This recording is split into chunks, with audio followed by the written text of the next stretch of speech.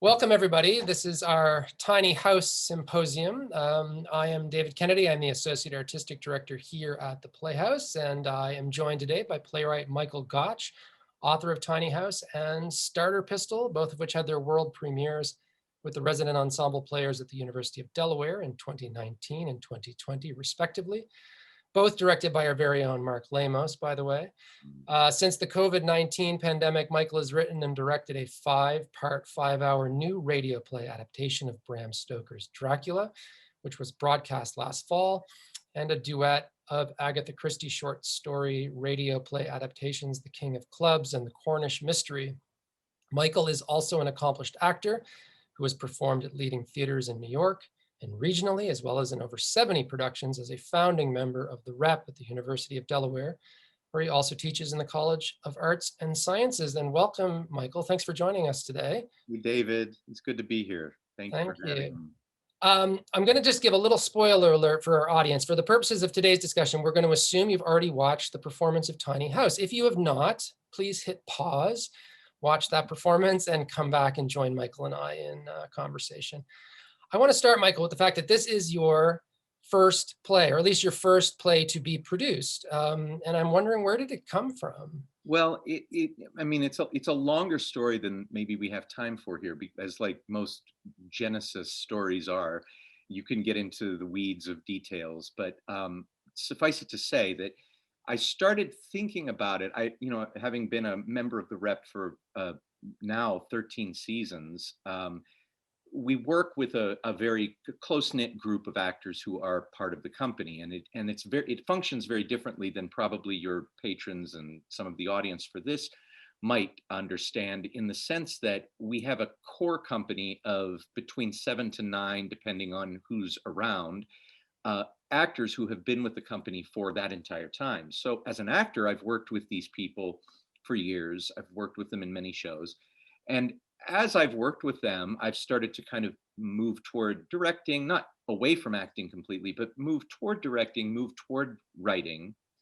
And as I was, kind of in the season, it was the end of the 2017 season, I started to think about what I might write for the company as a playwright, because it felt like something we hadn't challenged ourselves with yet, writing an original piece for the company to primarily perform, and written by, we had commissioned plays done for us and with us by kind of associate artists to the Rep, like Teresa Rebeck and Chisa Hutchinson, and a couple of other playwrights, established playwrights. But we had never done anything that was company generated, or one company member had written. And it also coincided with a time in the world at the end of 2017 and beginning of 2018, where there was a lot in the ether. We had just had a very contentious and challenging national election, very traumatizing, regardless of which side you were on. I mean, it was a very stressful time. And we ended up electing who we elected, and we were in the midst of like kind of the second year of it, around that end of 2017, 2018 beginning. And I started to see some things happening in the world that I thought were worthy of talking about, but I couldn't find an unpretentious way to do it. There was so much political dialogue going on, and then you add in social media and the warring and different opinion feel of the world, where it was very partisan lines, not only politically but culturally, artistically, whatever, based on my experiences on Facebook, and it's seeping into things like Twitter, that it was always us versus them, and families torn apart by political differences and divergences. And I thought, if you know me, and no one watching this will probably know me very well, you would think that what I would end up writing is something, heavy and serious and more like Strindberg than what Tiny House ended up becoming. But it coincides, that idea, those themes, that idea of the disconnect and alienation and polarization of the world right now, and our feelings of potential end scenarios. Is it the end of the world if an election doesn't go the way you think it should? Or is it the end of the world if we have an economic crash, or is it at the end of the world now as we're seeing, if there's a pandemic. So that was one thing. And then the other part was that when I was at home, just kind of doing my thing and going to rehearsals, and I have a dog, and I would leave the television on. And I just got kind of sick of leaving the television on while I was out of the house with CNBC or MSNBC or CNN on all the time. And I would come home to these, this kind of wash of, voices telling me that everything was terrible. And I thought, this isn't good for the dog either, probably. So for 6, 7 hours, I would just have it on in the background. And I thought, I'm going to find a different channel. And I ended up turning on HGTV, which sounded very benign, because it was all home improvement stuff. And, who doesn't like to see what they do with the old farmhouse for $50,000? So I would start to just put it on and put it in the background of whatever I was doing, or if I left the house and come back.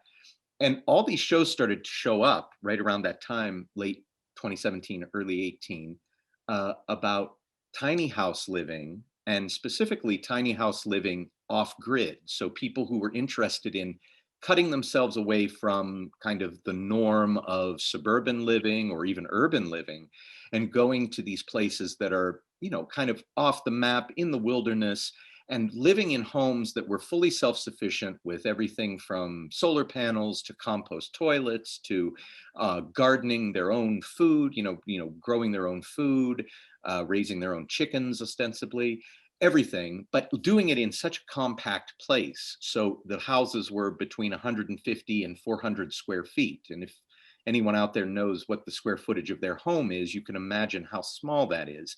And they were fascinating. And they were also kind of comic shows for me, because you would see these young, intrepid couples that were, ripped right out of Williamsburg, Brooklyn, or possibly Westport, Connecticut, who were then going to go brave it in the wilderness in their little hut, so to speak. And all of the things they would have to adjust to in that small space. The show stopped short of showing what 3 months down the line looked like. It only showed you the building of the house and how happy they were with their new little place. But it was comic to me in the sense that there were some things that you just thought, they have a dog, they have kids. How are you all going to fit in this very small place? So the metaphor of that crowded interior, the absurdity of the downsizing extremity of that, mixed with the ingenuity of it and the great visual of having a tiny house on stage in which you have 7 or 8 actors all interacting in a very small space, felt ripe to connect those two things. So the theme of our need, our desire in kind of social dialogue and discourse to kind of divide each other, and the kind of contentious conflicts that were coming up politically, both on the left and the right and the center, and then put those things inside a very, very small place. So that's where it came from. I don't know, that's a very long answer for it, but Oh, that's where it came from. And I just started to write it. that's a great answer, very thorough. I mean, you mentioned the idea of wanting to put people in this very small space on a stage and sort of watch them interact. And of course, the piece, when it premiered in Delaware, was a live theatrical production. And now, of course, it's been transposed to a digital medium during this time of pandemic. And I wonder what that was like, if you discovered anything new, if anything was lost, if anything was gained. I mean, this is obviously going to be a very different experience for our viewers than for the audiences down in Delaware. Yeah, it was a very different experience for me too, even in approaching it from a theoretical point of view. When Mark Lamos and Westport said we're still going to do Tiny House, which I was thrilled about, because it initially for you guys was going to be also a live performance, and we had postponed it, and you guys postponed it because of all the pandemic. We had to not be live theater for many months now, and I thought, I don't really have, this is an undiscovered country. I really don't know what this is going to look like or feel like. But the feeling of it is that what you do lose things like, the visual of having a tiny house on stage was just incredible. And, the audience marveled at how the set design and Mark and the designers had created this environment where they're surrounded by these 40-foot tall sequoia trunks that just went up into the wing space of the theater, the fly space of the theater. and then a whole house in the middle of this idyllic kind of, Brigadoon-like setting. To put that then on video, it was kind of a, how are we going to do that? And I do think that in watching what we filmed of it, and I was really more of a fly on the wall. I didn't have a whole lot of hands-on in it, other than as a writer to be asked questions. Um, that it does gain certain things in the ability of the video to do some really nice things that film does, which is show you close-ups of people that you otherwise would be seeing from a distance. So there was a good kind of trade-off in that respect. I do miss the fact that people wouldn't be interacting with the set and with the actors in real time, but the challenges really were myriad.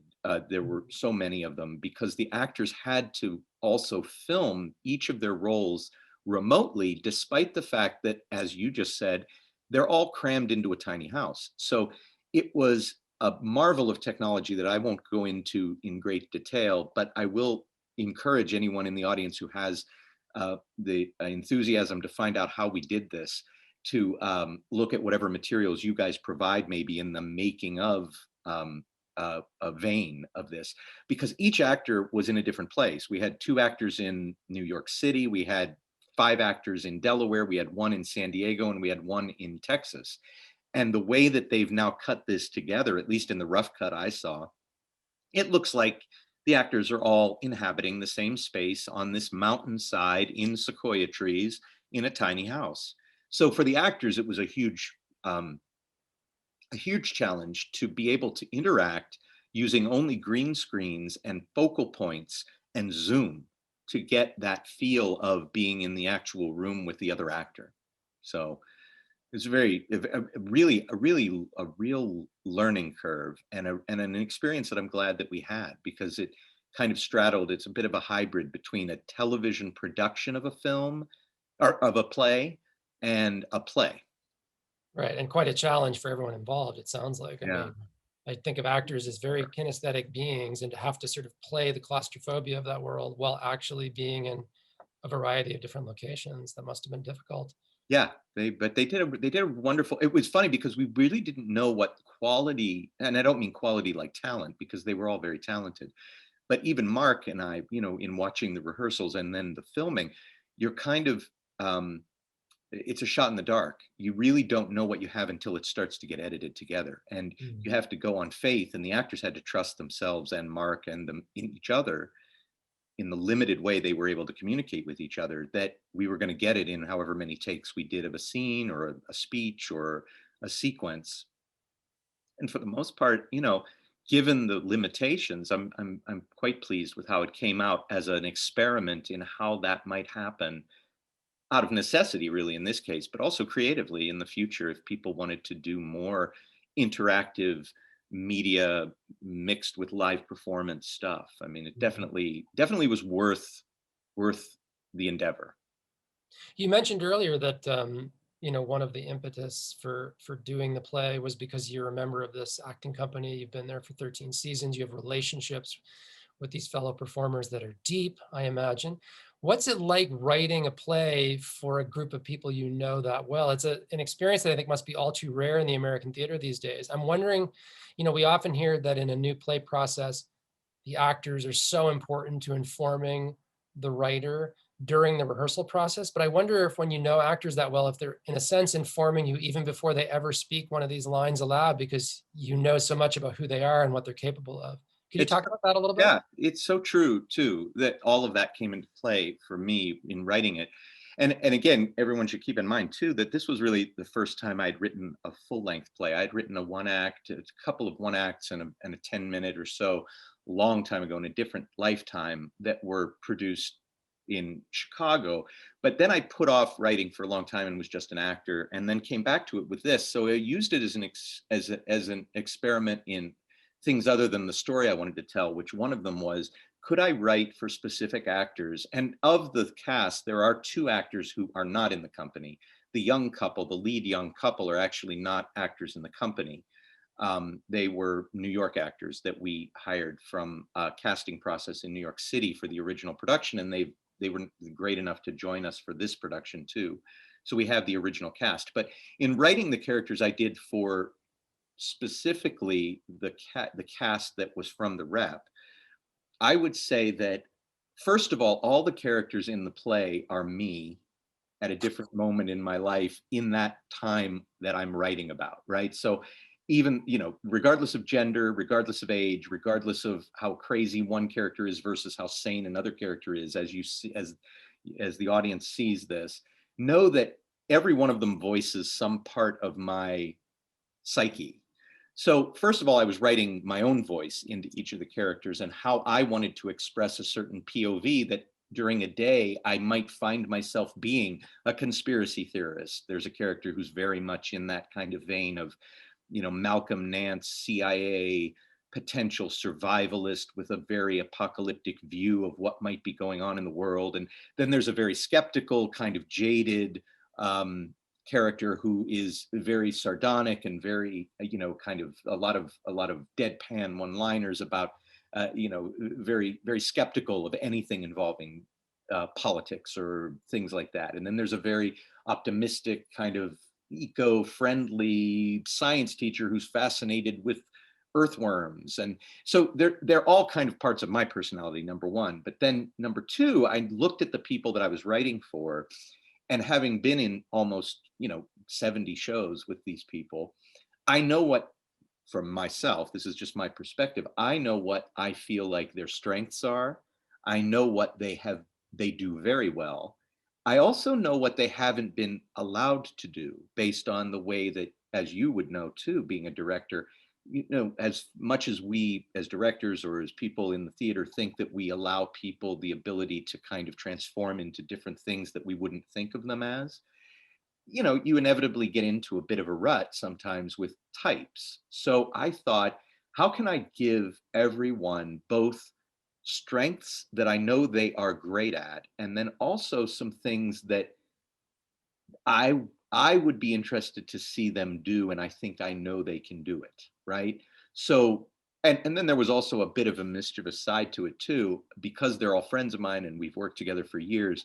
I also wanted to put some of them in situations that I thought would be hilarious on stage, that I knew that they could do and might be slightly challenging for them or embarrassing. There are two characters in the play, if you've seen it. If you haven't seen it, you'll know what I'm talking about when you see them, that are Renaissance fair hippies that go around the country performing in Renaissance fair garb. So they're in full Tudor England regalia. They're in Anne Boleyn and the box coat and the fur cap and the cod piece for Henry VIII. And then they come back later in Act Two as cosplay J.R.R. Tolkien characters from the Lord of the Rings, two elves from that mythology, and they're in the hole with the elf ears and the long Galadriel hair, and they're quoting, the Lord of the Rings. So I tried to put each one of them in a situation that would not only allow that actor to shine in what they do well, but also challenge them to do something that was freeing and a little bit outlandish, in the sense that this is a comedy. It's primarily a situational comedy play with hopefully some more depth to it, but it really is, put these people in a house and see what happens. So I thought, what strengths do actors in my company have that I know I can draw on? And then what do I want to stretch them into? And I think, based on how I spoke to them after they explored it, did it on stage to great success with our audiences, and then were enthusiastic about doing this new version of it, I think it worked. So I was pretty happy.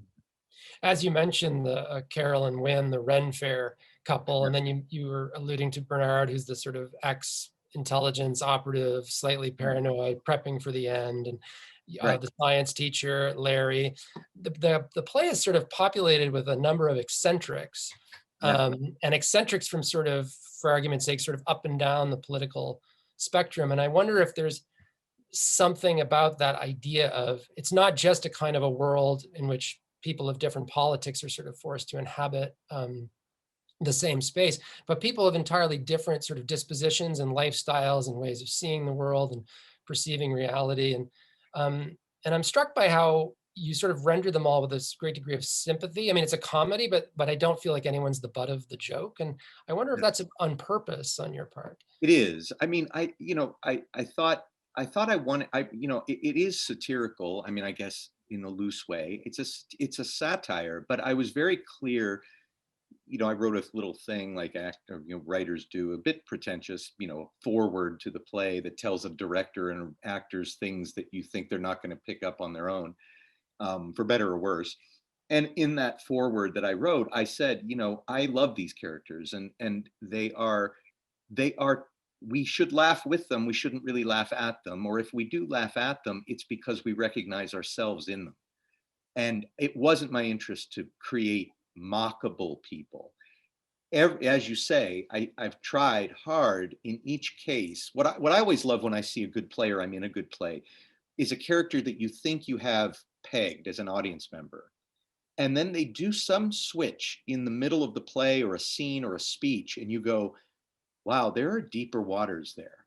Or I disagreed with them in the first act, but boy, they switched me around in the second act, and I couldn't stand them. And now I know what they were talking about. And I guess I wouldn't compare myself to him in any talent, or certainly in how prolific he was, but a bit like the way I used to admire George Bernard Shaw being able to do that in his plays, that he had a kind of there's a very general take on him, but a wonderful way of making a character a mouthpiece for a certain viewpoint, but then turning it on its ear somewhere along the line so that you end up sympathizing with that viewpoint, even if they aren't necessarily the character that is, you think at the beginning of the play that you're supposed to ally your, ideological thinking with. I think of Mrs. Warren's Profession, which is nothing like Tiny House, but the mother runs kind of a brothel basically, and the daughter is very moralistically against that, and they have these great arguments, and you think immediately you're going to be on the side of one or the other, but they both have compelling arguments. And so with these characters in Tiny House, it was important for me to give those surprises so that you think these Ren Fair characters are complete kooks, and by the end of the play you realize they let some things slip that make it, you realize that they have known more about the people they're with than they let on. Similarly, the man who is the kind of doomsday prepper, paranoid, conspiracy theorist, survivalist who comes into the fray, you immediately write him off as a kind of, a conspiracy theorist, a kook who lives up in the mountains and might be slightly dangerous. But by the end of the play, you hopefully see, because he imparts this perspective on how they should be thinking about what's going on in the world, that you go, like the characters do as they listen to him, wow, I didn't read him. He wasn't as easily read as I thought he would be. And Mhm. for me, that was also a lesson for hopefully the audience, not a lesson for, but something for the audience to think about in this world we live in, where we do tend, certainly in social media, to immediately type somebody as he's pro this, or she's pro that, or she's anti this, that there's always another layer under that argument, and that there's always more things to the person than simply the face value argument that they're making about who they're going to vote for, or why they prefer, solar power to fossil fuels, or whatever the argument is, that there's always a layer under it that you can't just easily say, write off somebody completely. So it was intentional, to answer the question more short, in short You, form. you mentioned, the prepper, and how we're supposed to sort of, or we expect that we'll just sort of write him off when he first comes on stage. But it's interesting looking at it in the age of COVID. Of course, one of his first, um, he implores them to stock up on canned goods. One of his first bits of advice, suddenly in the wake of pandemic, when everyone became a kind of paranoid hoarder, at least for the, in the first few months of the pandemic, it resonated in a slightly different fashion for me, I must say, than it would have 2 years ago.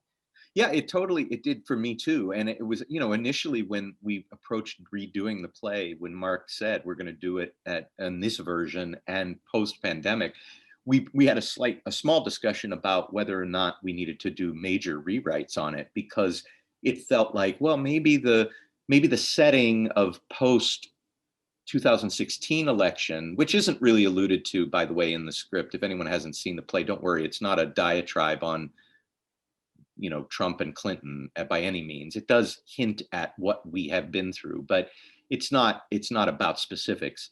But we wondered if it was still going to hold for the pandemic. And what we found when we read it was like, well, yeah, it kind of does. We don't even really need to mention the pandemic because the underlying anxieties that the characters are dealing with, this impending possibility of something on the horizon that might break down, and that we're all kind of a little bit gun shy about moving forward fully and passionately into not only interaction with other people, but also into our futures. We don't know what that future is. And the distance that is created by a couple wanting to go out into the wilderness and get away from people and create distance, all you need to do is say social distancing, and everyone now knows what that really is about, whether it's required or chosen.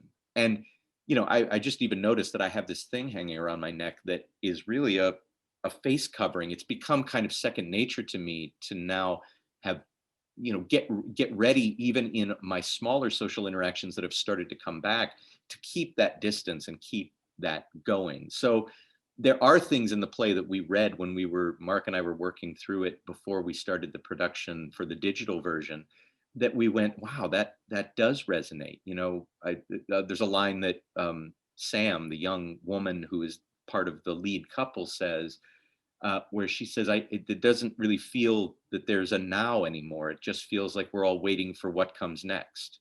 And that really resonated for me now in what we've gone through, because in the pandemic, that's what it always felt like.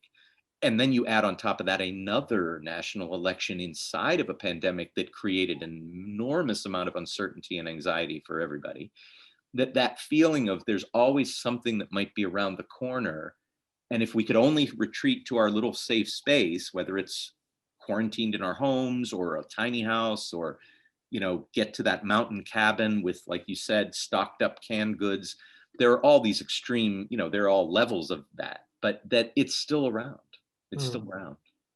You were wise, I think, to not to yoke the play to the specifics of the 2016 election, because in a sense it would have given an expiration date that would have made the play not relevant. And I was pleased with, in a sense, watching the video, how relevant it still is. And there's this kind of what I think of as a sort of major set piece of the first act, where Nick, who's the husband, the young husband who's instrumental in building this tiny house on the mountain, and his mother-in-law Billy get into this kind of Yeah. really intense political argument.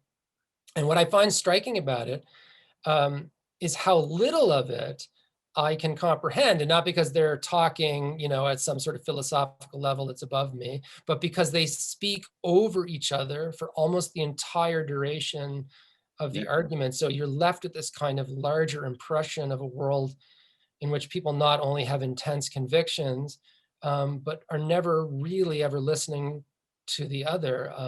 It's kind of a spectacular piece of writing, I must say. So I want to congratulate you on that.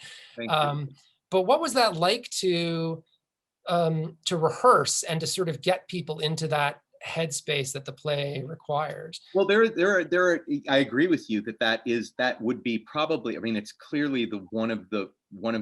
It's kind of the second in the line of what you would call the build to the end of the act, right? So it's the kind of ramp up to that very last moment of the first act, and I needed something that would propel us without stopping all the way to a moment of bang, the act ends, and that argument was very key to that. And it's because those two characters function as the kind of two polar, not only generational, but also ideological differences of, one is a woman from the 70s who grew up with Gloria Steinem and came up in the Gloria Steinem feminist 70s, but then made compromises in the 80s with a husband that ended up being, I mean, you will have seen this if the audience has seen the play, but she has her whole set of things. And then the young man is a much more idealistic millennial, environmentally conscious, very much in the probably would have voted for Bernie Sanders if we just wanted to wrap him up in one,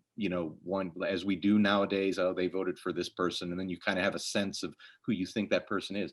So I wanted to get that clash of those ideas because it was very similar to the idea, the clashes that I was seeing on social media in these long form arguments between friends of mine on my Facebook posts. Like I would post a seemingly benign article about like something economic, and then I'd have three, a comment string under it of like chunky paragraphs from two friends arguing the two different sides. But because there's no interaction on Facebook, you're not getting the give and take you're saying. You're only getting the cacophony of kind of one big chunk of a speech and then another chunk of a speech and another chunk of a speech.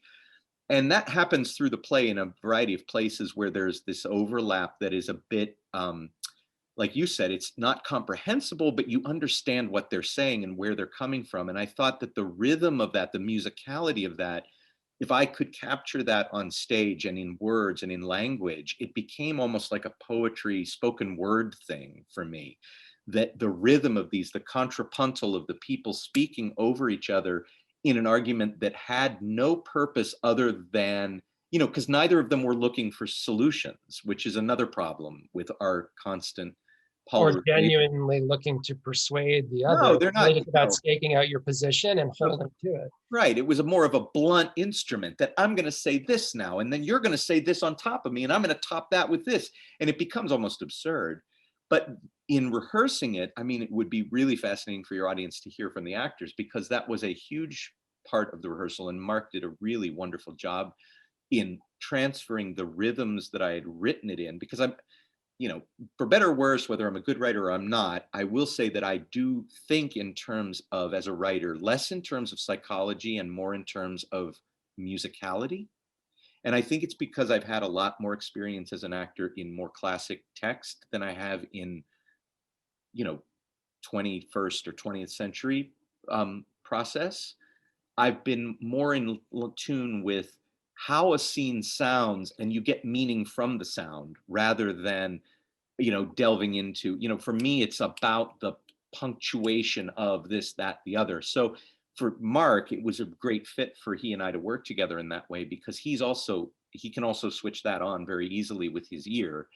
And he was able to get these wonderful actors that we had in Billy and Nick to get on that train. And what they had to do was basically learn their entire aria as a separate monologue and then lay the other person's on top of it. But then inside of, you kind of had to not be listening to the other actor, but also be listening because inside your thing was a direct response to something that was inside of what you just overlapped. So they had to get good at both listening and reacting, but also keeping the drive of what they were saying so that there was never really any breathing in it. It's just a real tour de force of acting. Now, when we did it for the performance now that we're doing in the recorded version, on stage, it was a different set of challenges, which is you're in a place with an actor, you're looking at them and you're in front of them and you want to be hearing and listening to them, but you can't because the point of the speech is to just keep driving your point. In film, we almost had to film them as separate them out completely as monologues. And then in editing, put the speeches over each other in editing so that it appears as if they were speaking over each other because Zoom and the technology we have would not allow us to record them speaking simultaneously. So it's a real feat what Dan and the designers and Mark have done with the editing of it because I watched the rough cut and it still needs a little tweaking here or there. But the rhythm of it really works, even though they aren't doing it together in reality. They were doing them separately as monologues. It's fascinating. Certainly so. You mentioned George Bernard Shaw, Mm-hmm. and it sort of leads me to ask the question of who are your influences as a writer, and do you see yourself writing sort of within a specific tradition? Yeah.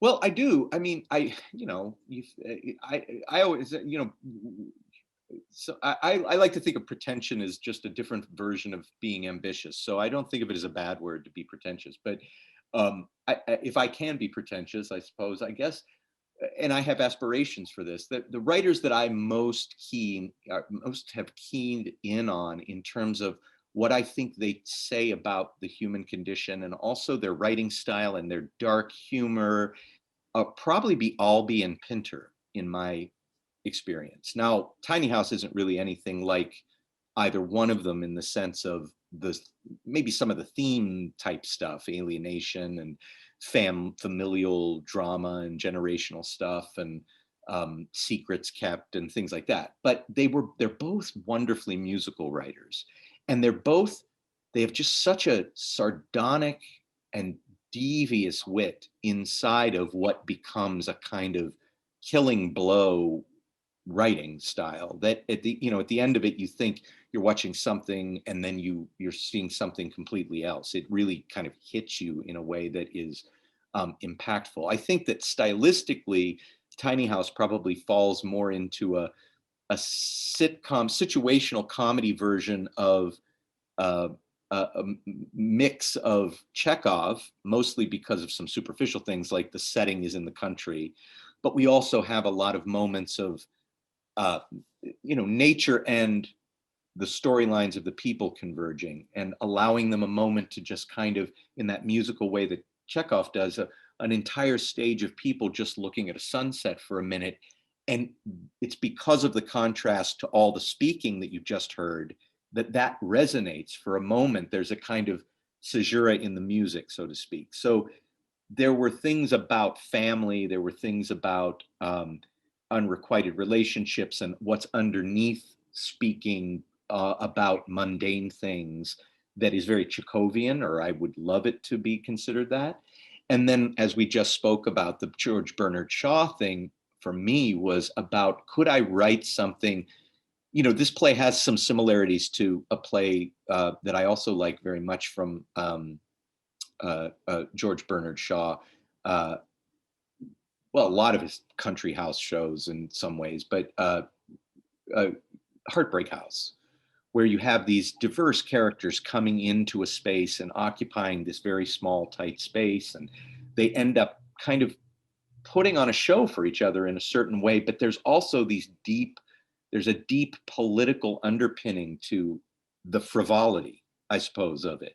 And I was always interested. He was a great essayist, certainly critic too, but you can hear that in his writing, and he does it so deftly with these long treatise kind of monologues that still they don't sound just like political treatises. They sound like people speaking their ideas, and they're very quick speaking. They're very quick thinking people. They're very smart people. And I thought, if I could capture kind of a 21st century version of that feel, that George Bernard Shaw putting people in this kind of country house situation and letting them have a kind of metaphoric, or they're all stand-ins in a way for a social conversation and political conversation that's also going on in our world. That would be a great thing. So the Shaw influence is definitely something that I picked up on. The Chekhovian, not as much, but as you mention it, I realize the other thing that's Chekhovian about the play is it's suffused with a sense of loss and with a kind of looking to the future.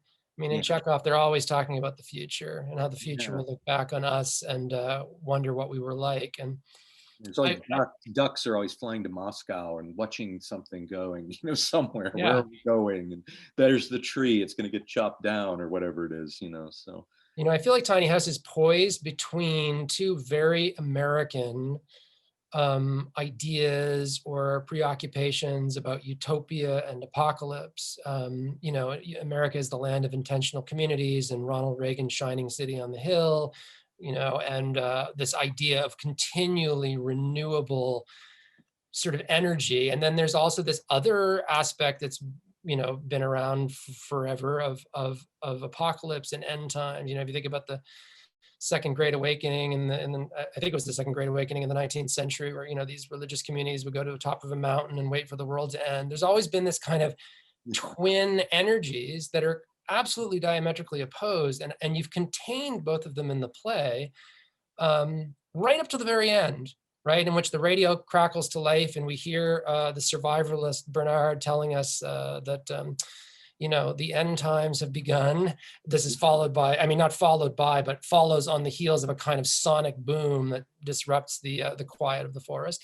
And Yeah. at the same time, Sam reveals to her husband Nick for the first time in the play that she is pregnant. So right at the end, you have this promise of new life and this kind of threat of destruction. And so, obviously this is a chief preoccupation of yours in this play. And I wonder, you don't really put your thumb on the scale at the end, right? You leave us with both. Yeah. Where are we supposed to go from there? You Well, don't I have to don't answer that know. I question, but I'm don't just know. curious. My mom, if you ask my mom, she's like, I want to read the sequel. You have to write the sequel. I want to find out what happens to them on that mountain. And I thought, well, yeah, sure, I guess. But that would be to me just kind of like, like all sequels are. It's just too prosaic. It doesn't allow that mystery to continue. And for whatever it's worth, I did intend for the mystery of the what comes next to be unwritten. And I think that for that young couple, it's unwritten. And I think that you said it so well. I won't retread what you said, except that what I would take from it is that there is in me, and I think in everyone right now, certainly post-pandemic, but even back when I wrote it in that uncertain time, two things warring in us, which is hope and fear.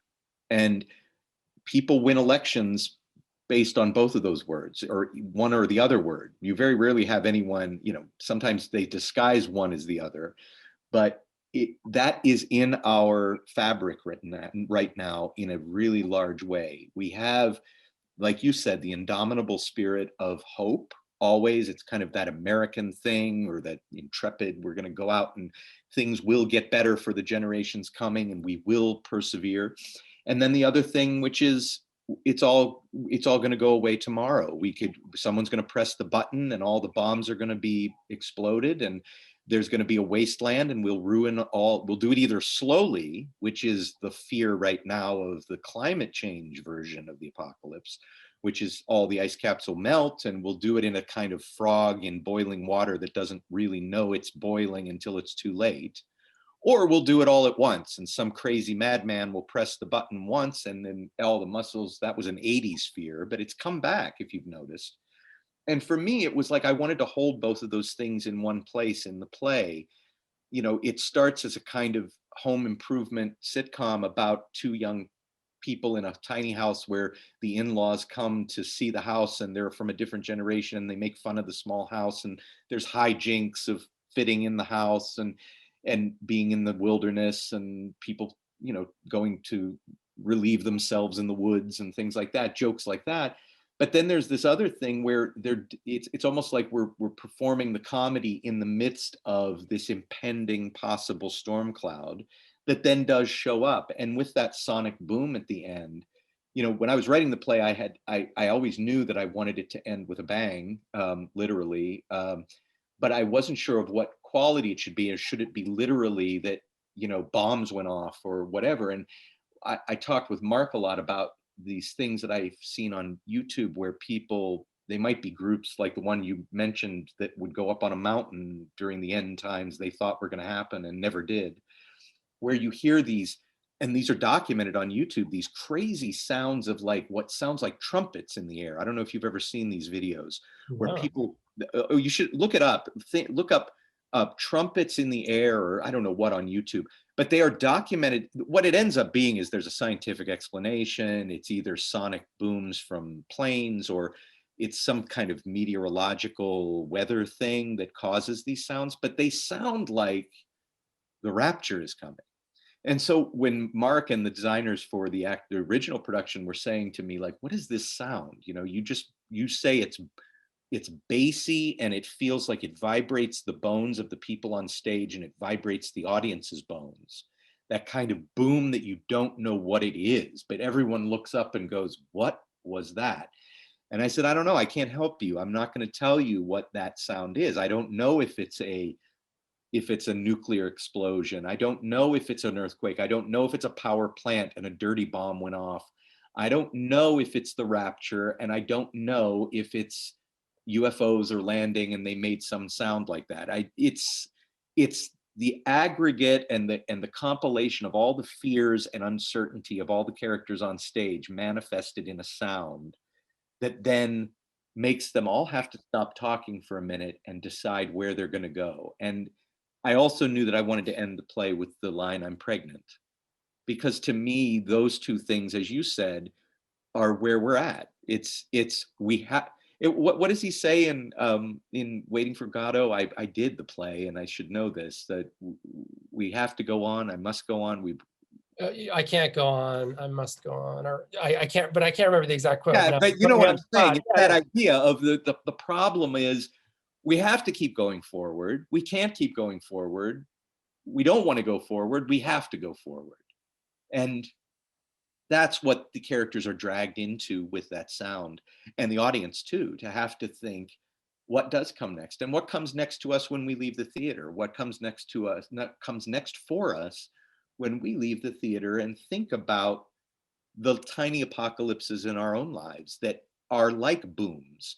When you hear that, God forbid, now so many people have lost people to COVID, or we've been through financial crises. With when an election that doesn't go the way that a person thinks it should go can have the effect of an apocalyptic bang, that then they have to readjust and say what then keeps us going forward. And I guess that was what I wanted to leave the audience and the characters with, was it will go on. How Mm. it goes on is up to you. And Things always ending and always beginning all the right. time. And Yeah. there is that little bit of, I say George Bernard Shaw and Chekhov and all that, but it's also, if you strip everything away, I mean, it really is just kind of a new version of an Adam and Eve story, where you have a young couple on a mountain that you find out is pregnant at the end, and they are, in a sense, if that boom is a kind of ending of things, as you just said, it's a new beginning, and they're in the Garden of Eden. They're in this place that's idyllic with the sequoias, and they're away from the world, and they are the couple we're left with on stage holding hands, and she says, "I'm pregnant," and okay, that's the new world. We'll see what happens with it. I don't know if it's good, I don't know if it's bad, I don't know if they'll make it, but they're going to try. And that character specifically, Sam, the female, the wife, the young wife, through the play, I tried to write in her hesitancy of moving into a future that she wasn't sure of because of things in her past that she couldn't reconcile. Like so many of us do, we put off moving into new things because there are things that are unattended to in our past that we can't get over, we can't forgive, or we can't forget. And by the end of the play, her journey is really one of, you know what? We got to, I don't know what this means, but I have made a choice and we're going to go forward. So that's kind of traced through too. Michael, it has been a pleasure, and the time has just flown by. I'm really been glad to I talk told to you you I today. could talk forever. Oh, absolutely. Well, thank you so much, and thank you for your play, Tiny House. It's really remarkable, and if you haven't seen it, please do Yes, watch it. please. You'll be glad you did. That's it. Thanks for joining us today, everyone. Yes, thank you, David. I'll talk to you soon. Okay. Bye-bye. Bye-bye.